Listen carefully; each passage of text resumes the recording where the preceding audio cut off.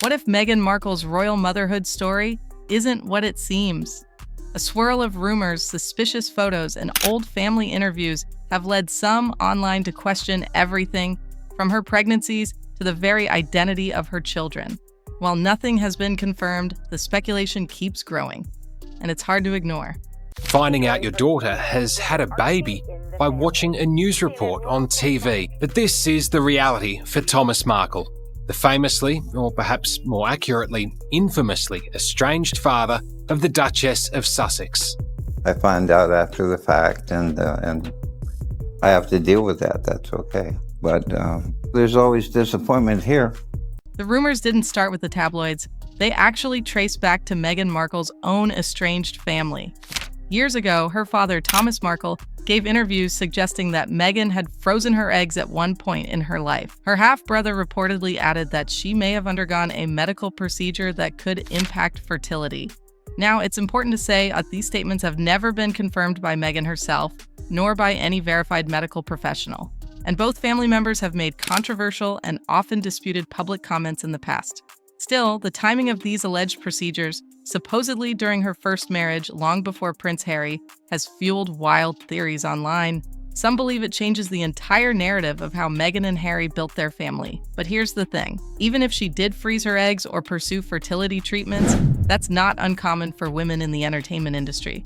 What makes this story different is how little information is available and how closely the couple guards their privacy. That silence has become fertile ground for speculation. One of the more persistent online rumors suggests Meghan may have lost access to her frozen eggs due to financial strain, a theory based entirely on speculation and not verified by any official source. The idea goes like this.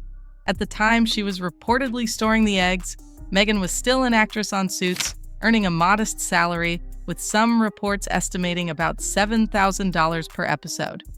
Critics argue that long-term egg storage can be expensive, with estimates ranging from several $1,000s per year, possibly more, depending on the facility and services involved.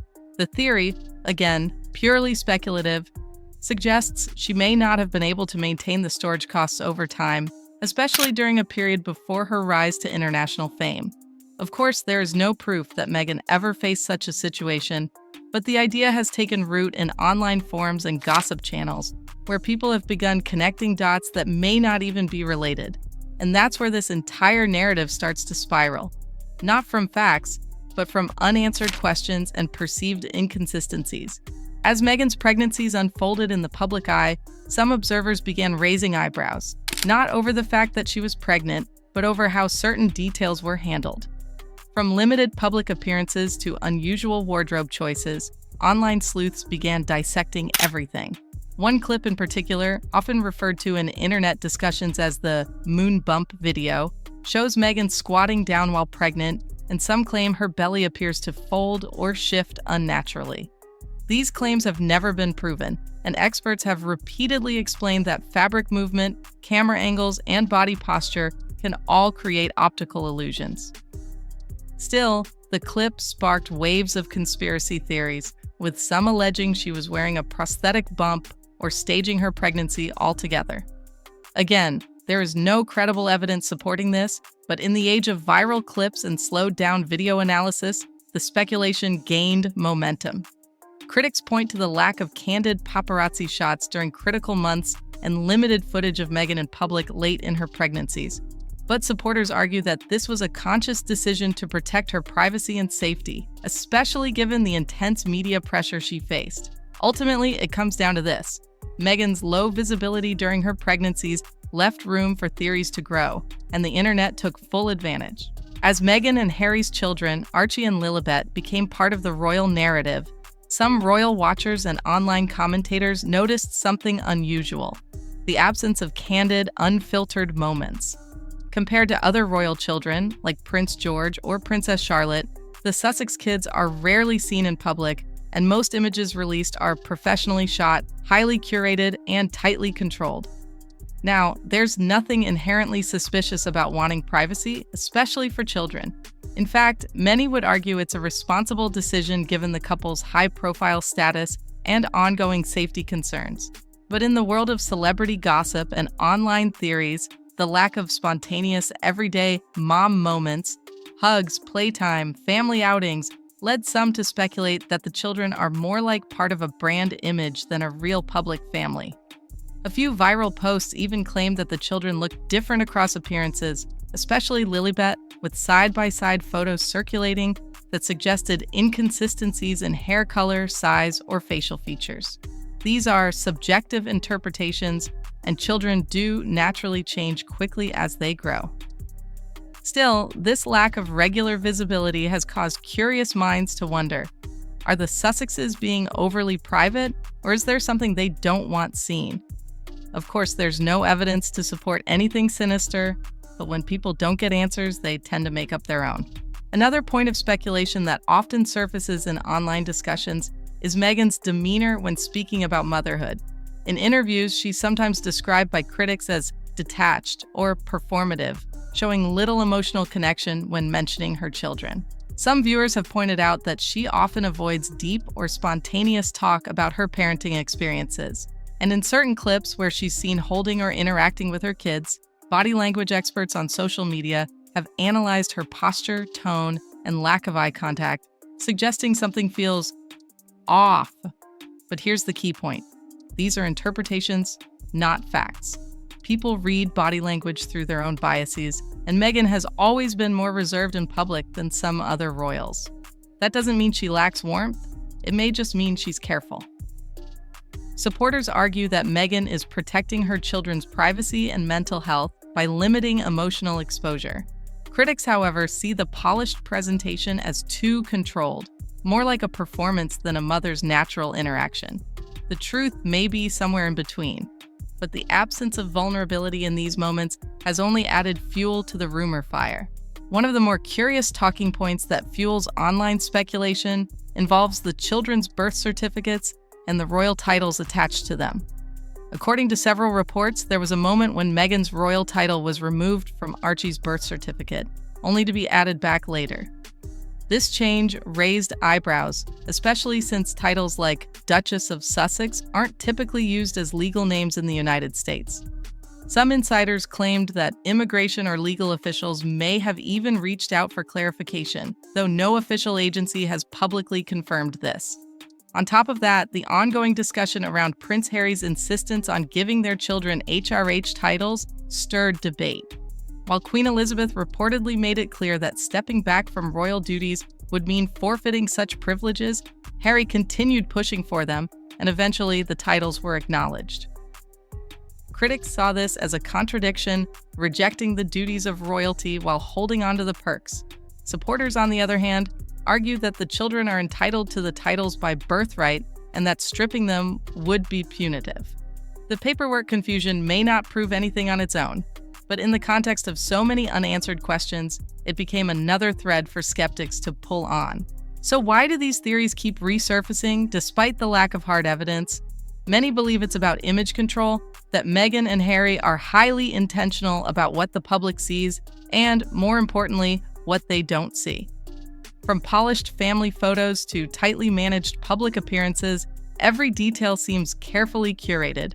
Some critics argue this feels less like parenting and more like branding, a strategy to maintain influence, protect the Sussex brand, and stay relevant in both Hollywood and royal circles. One online theory even suggests Meghan believed that having royal children, regardless of how, would secure her place in history and lock in long-term leverage with the monarchy. Whether that's true or not, the idea that her children are key to her public image has become central in speculative commentary. And while there's no proof she intentionally misled anyone, the secrecy, the staging, and the ultra-controlled narratives have created an environment where wild theories flourish. Supporters say Meghan is simply protecting her family's peace. Detractors say the veil of secrecy raises more questions than it answers. Either way, the lack of clarity has made space for 1,000 interpretations, some innocent, some explosive.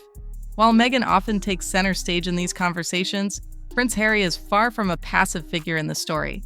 He's been seen advocating for royal titles for his children, filing lawsuits against the media, and carefully curating public appearances. To some, it's clear, Harry isn't just going along for the ride, he's helping drive the narrative. That alone has led some critics to question how much of this brand building is a joint effort. For someone who once publicly denounced the press and claimed to hate media intrusion, Harry now seems deeply invested in controlling how he and his family are portrayed. Meanwhile, the royal family, known for their never complain, never explain approach, has remained largely silent. There's been no official response to the conspiracy theories, the speculation, or the confusion surrounding the children's birth circumstances. To observers, that silence can look like complicity, not necessarily agreement, but a willingness to ignore the noise in order to avoid stirring further scandal. Some believe the monarchy would rather let questions linger than confront an uncomfortable narrative that could tarnish the crown further.